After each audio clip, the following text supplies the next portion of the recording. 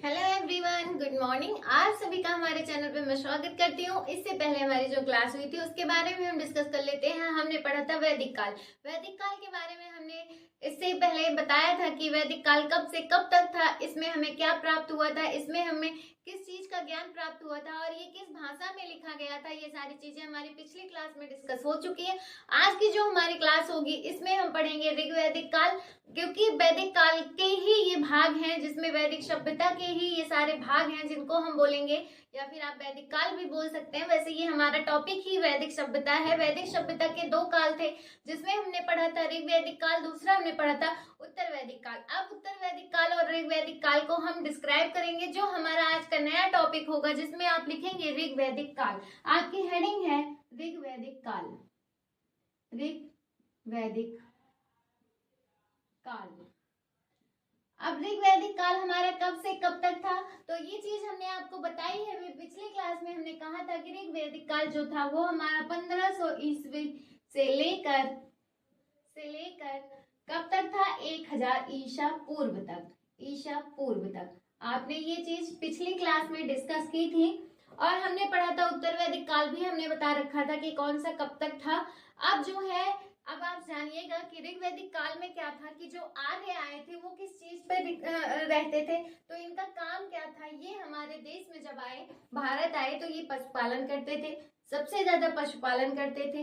राजनीतिक संतंत्रियों के इनकी जो है अपनी एक प्रणाली थी और ये ग्रामीण सभ्यता से ही बिलोंग करते थे। और इसमें इनके अलग अलग स्टेटमेंट मैंने बता ही रखे हैं कि आर्यों का आना हमारे देश में कब कब हुआ था। जब हमारे देश में भारत में आए थे तो इनके हिसाब से ये कहाँ से आए थे, ये चीजें डिस्कस हुई थी। तो मैक्स मूलर के सिद्धांत के अनुसार ये पता चला था कि ये हमारे देश में मध्य एशिया से आए थे।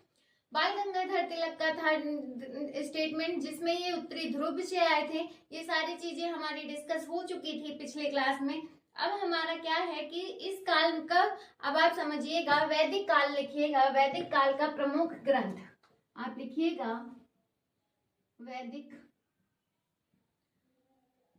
काल का प्रमुख ग्रंथ कौन सा था, आप बताइए इसको। तो इसमें था ऋग्वेद। जो था वो हमारा क्या कहलाता था, ऋग्वेद हमारा एक काल था। आप लिखिएगा वैदिक काल का प्रमुख ग्रंथ कौन सा था, वो था ऋग्वेद। क्या था, ऋग्वेद। और यही ऋग्वेद हमारा कैसा है, ये हमारा सबसे प्राचीन ग्रंथ है या वेद है। सबसे पुराना या प्राचीन, आप लिखिएगा प्राचीन ही लिखिए, प्राचीन वेद। कौन सा वेद है, वो भी हमारा ऋग्वेद है। आप ये चीजें लिख लीजिएगा। इसमें आर्य क्या करते थे, जब आर्यों की अपनी जो जीवन शैली थी, आर्यों की जीवन शैली जो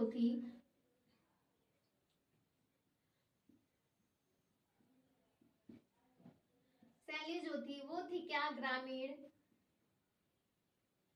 ग्रामीण क्षेत्र में काम करते थे। ये पशुपालन करते थे और राजतंत्रीय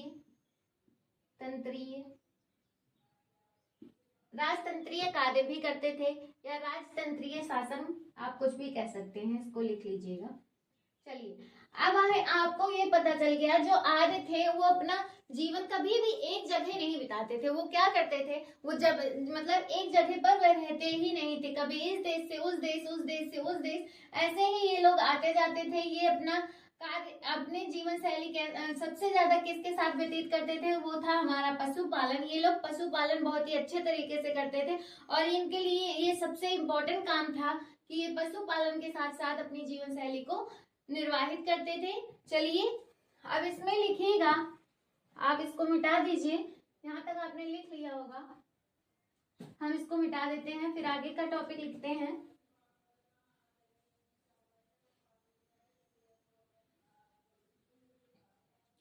अब क्या था कि इसकी जो सबसे प्रमुख नदी थी, उस कौन सी नदी थी, प्रमुख नदी कौन सी नदी थी, वो थी हमारी कौन सी नदी, सिंधु नदी। सिंधु नदी। पर सबसे पवित्र नदी इसमें कौन सी मानी गई थी? सबसे पवित्र नदी कौन सी मानी गई थी? पवित्र नदी तो वो थी हमारी कौन सी नदी? सरस्वती नदी। सरस्वती नदी। आप लिखिएगा कि इसकी सबसे पवित्र नदी कौन सी मानी गई थी? वो थी हमारी सरस्वती नदी। सरस्वती नदी का नाम ही देवितम, देवितमे, और क्या नाम था इसका? एक नाम था नदीतमा, नदीतमा, नदीतमा। ये इनके सरस्वती नदी के और उपनाम थे। ये दोनों चीजें आप लिख लीजिए। फिर हम आगे का टॉपिक डिस्कस करते हैं जिसमें आप पढ़ेंगे ऋग्वेद। आप इसको लिख लीजिए। ऋग्वैदिक काल में हम पढ़ेंगे ऋग्वेद। क्या पढ़ेंगे? ऋग्वेद। आप हेडिंग डालिएगा ऋग्वेद। ऋग्वेद। ऋग्वेद में हमें क्या पढ़ना है? तो ऋग्वेद कितने भागों में बांटा गया है? तो ये हमारा 10 मंडल में बांटा गया है। ऋग्वेद हमारा कितने भागों में बांटा गया है? तो ये हमारा 10 मंडल में बांटा गया है। 10 मंडल में बांटा गया है।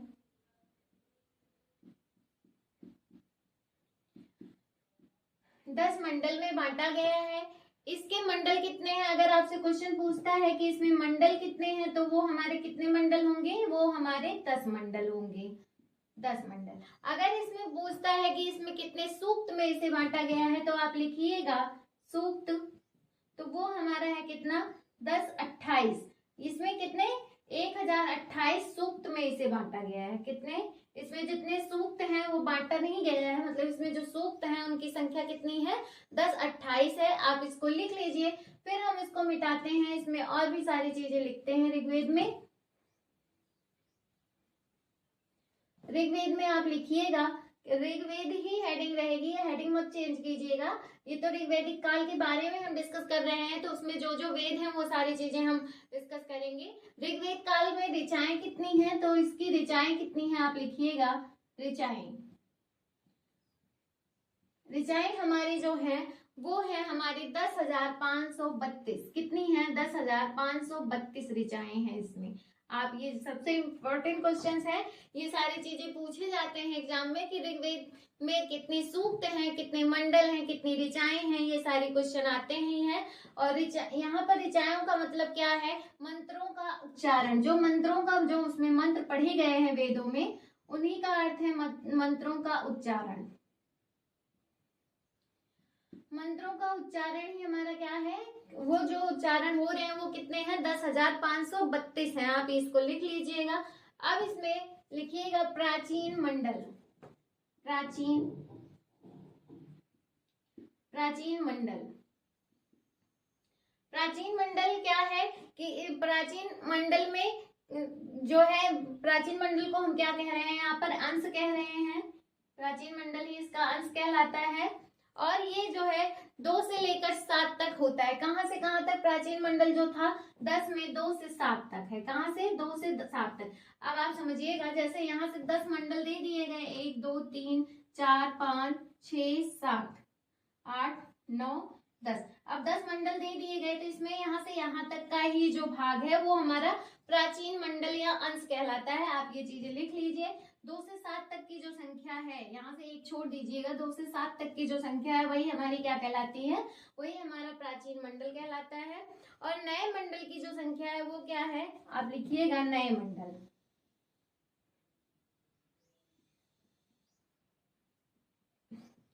नए मंडल की जो संख्या है वो क्या है? 1 से 10 तक। क्या है?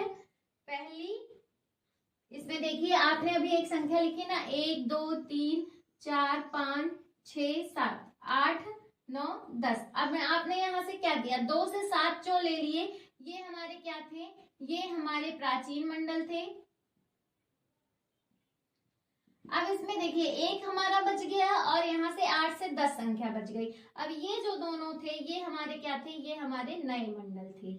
इनको इन चीजों में ही डिवाइड कर दिया गया था। ये हमारे नए मंडल हो गए और वो हमारा जो था 2 से 7 तक की जो संख्या थी वो हमारी प्राचीन मंडल में आई।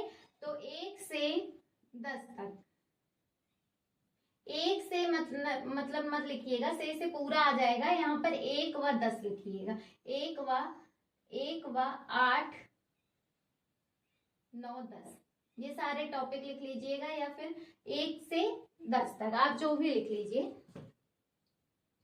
या फिर आप इस तरीके से लिखिएगा, एक संख्या लिख लीजिएगा, 1 एवं 10। ये जो थे ये सारे हमारे मंडल कहलाए थे, नए मंडल कहलाए थे। आप ये चीजें लिख लीजिए। फिर हम इसको क्या कहते हैं, आगे की चीजें इसमें डिस्कस करते हैं। आप लिखिएगा, ऋग्वैदिक काल ही पढ़ रहे हैं आप, ऋग्वैदिक काल में ऋग्वेद पढ़ रहे हैं।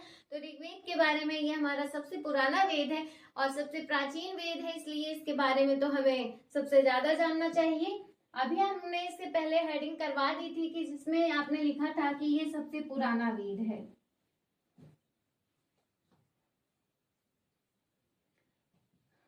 आप इसको मिटा दीजिए, फिर इसके आगे का लिखिएगा कि यह एक कैसी सभ्यता थी। तो अभी हमने आपको बताया था ये एक ग्रामीण सभ्यता थी। ग्रामीण सभ्यता थी। ये कैसी सभ्यता थी, ये ग्रामीण सभ्यता थी। इसमें लोग पशुपालन करते थे। आर्य का कार्य क्या था इसमें, पशुपालन। आर्य पशुपालन, अभी हमने ये चीजें आपको बताई थी, फिर से आप लिख लीजिएगा। पशुपालन करते थे। क्या करते थे, पशुपालन, या पशु चराते थे, या पशुपालन करते थे, आप जो भी लिखिएगा, चराते थे। जैसे गाय बैल, ये सारी चीजें इसी में आए थे। और फिर हमारा है कि ये क्या था कि, एक सेकेंड पानी पी लेती हूँ।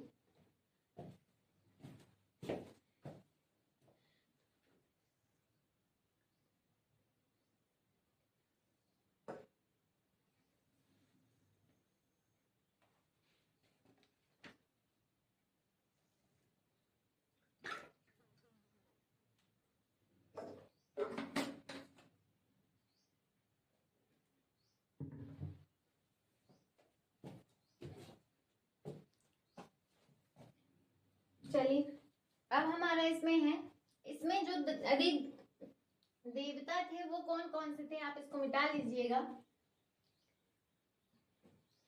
इसके 4 प्रमुख देवता थे। कौन कौन से प्रमुख 4 देवता थे। अब कौन कौन से थे, वो थे इंद्र, दूसरा था वरुण, इंद्र, वरुण, मिस्र और नक्षत्य।